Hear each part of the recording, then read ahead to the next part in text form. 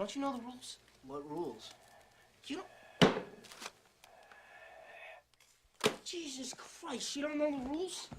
Have an aneurysm, why don't you? There are certain rules that one must abide by in order to successfully survive a horror movie. For instance, number 1, you can never have sex. No! Big no-no! Big no! I'm a dead man.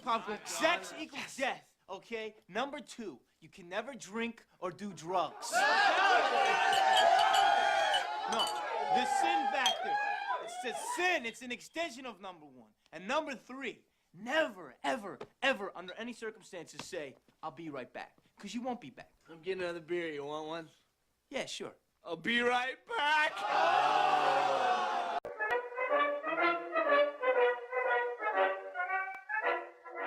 So I initially wanted to review Halloween Resurrection, starring Busta Rhymes and Tyra Banks, one of the best worst slasher movies ever made, but I thought you guys deserve better, so I thought why not review one of the most iconic slasher movies that completely changed the game of its genre. So Scream was directed by Wes Craven, one of the pioneers of slasher and horror flicks, and after decades of pretty much similar slasher movies that's so mundane, especially towards the 90s, Wes Craven decided to change it up and make a parody of this genre. So you know how some movies affect you in a certain way? Well, Scream is definitely one of those movies that affected me in a positive way. And I remember years ago when I was a kid, I went to the video store back when it existed. And so to some of my younger viewers, if you don't know what a video store is, it's basically this magical place where you get to pick up physical copies of a movie that you like. I know, crazy, right? You actually had to drive there, not just get everything online. But anyways, so I remember seeing Scream on the shelf. It had an interesting cover, so I picked it up, brought it home, popped it in, and I watched it. And from then on, I fell in love with the slasher genre.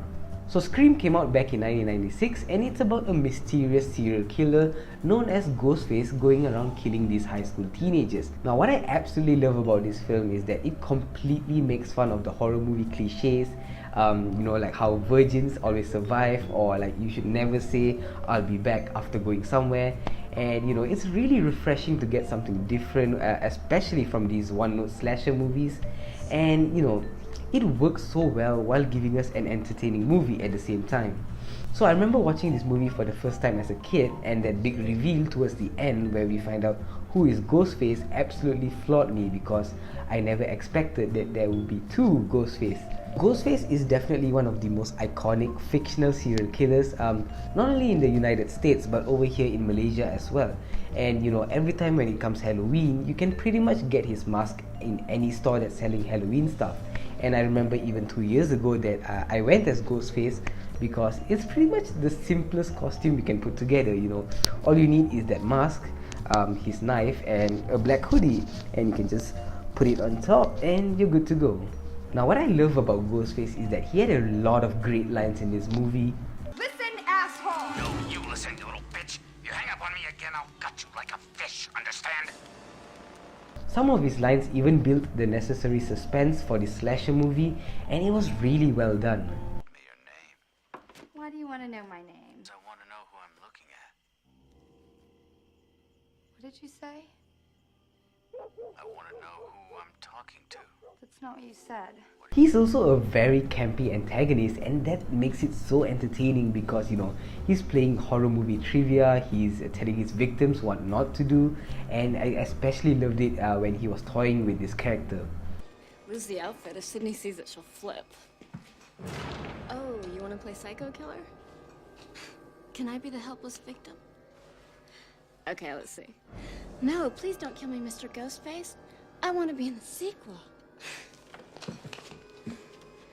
I also appreciated all the references to Halloween, and towards the third act, they were watching the original Halloween, and they were poking around and messing about with Jamie Lee's character and all that good stuff. This is no doubt a very entertaining movie of its genre, and I would even consider this to be one of my all-time favorite slasher movies. But is it a perfect movie? No, not at all. I mean, despite how much I adore Scream, I am aware that it's not this masterfully crafted movie. Some of the acting and line delivery from the supporting actors were horrific.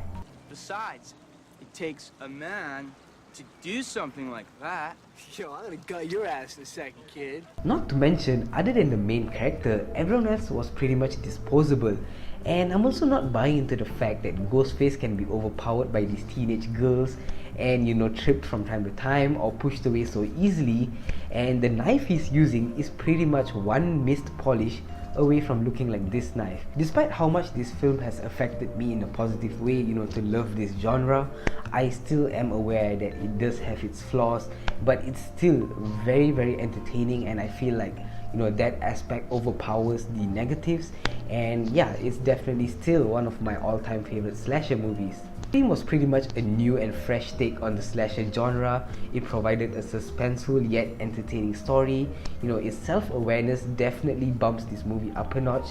And with all that being said, I'm gonna give Scream a B-. This is definitely one of those movies that I watch every single year, and it'll always have a special place for me. And I'm sure most of you guys have seen Scream, so let me know your thoughts down in the comment section. Hope you guys have a great Halloween, and as always, thanks for tuning in. Take it easy on the candies, and I'll see you guys in the next one. Ciao.